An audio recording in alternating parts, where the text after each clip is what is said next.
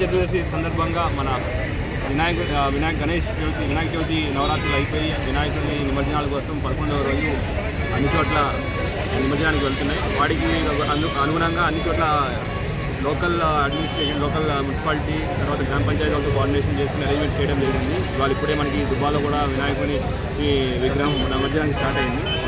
అయితే మనకి major immersion points ఇక్కడ విత్ ఇన్ నిజామాబాద్లో మనకి వినాయకుడు బాగుంది. అట్లానే బోర్గాం చెరువు, తర్వాత మాధవ నగర్ ఏరియాలో ఉంది. అట్లానే బయట గోదావరి వెంబడి మనకి ఉమ్మేడ బ్రిడ్జ్ కానీ, బాసరా బ్రిడ్జ్ కానీ పెద్దగా ఇంపార్టెంట్ ఉన్నాయి. అక్కడ అన్నింటిలో క్రేన్లు తర్వాత లైటింగ్ అవన్నీ అరేంజ్మెంట్ చేయడం జరిగింది. ఈ అంతా అరేంజ్మెంట్స్ని మనం సీసీ కెమెరాల ద్వారా మానిటర్ చేయడానికి అక్కడ క్రేన్ దగ్గర కూడా మనం ఐపీ బేస్డ్ కెమెరాస్ వాడటం జరిగింది. సో దట్ కమాండ్ కంట్రోల్ రూమ్లోనే అన్ని క్రేన్స్ ఒక దగ్గర చూడవచ్చు. ఎంటైర్ రూట్ పొజిషన్ మొత్తం మనం క్రేన్స్లో మన కెమెరాస్ అరేంజ్మెంట్ జరిగింది. టోటల్ 1200 మందితో బందోబస్తు ఏర్పాటు చేయడం జరిగింది. దాంట్లో పాటు బయట నుంచి వచ్చిన ప్లటూన్లు, టీఎస్ఎస్ స్పెషల్ పార్టీ ప్లటూన్లు, ఎన్సీసీ, ఎన్ఎస్ఎస్, తర్వాత ఫైర్ ఎక్సైజ్ డిపార్ట్మెంట్ దగ్గర కూడా ఫోర్స్ రావడం జరిగింది. వాళ్ళు కూడా మనం బందోబస్తులు వేసుకోవడం జరిగింది.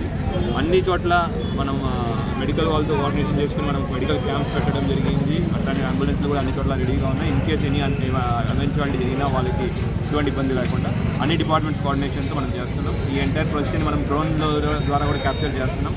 దానికి ఎవడు అన్వాంటెడ్ ఎలిమెంట్స్ కానివ్వండి ఎవరైనా కూడా మనం కంటిన్యూస్గా ఉండడానికి మనం తోడ్పడుతుంది.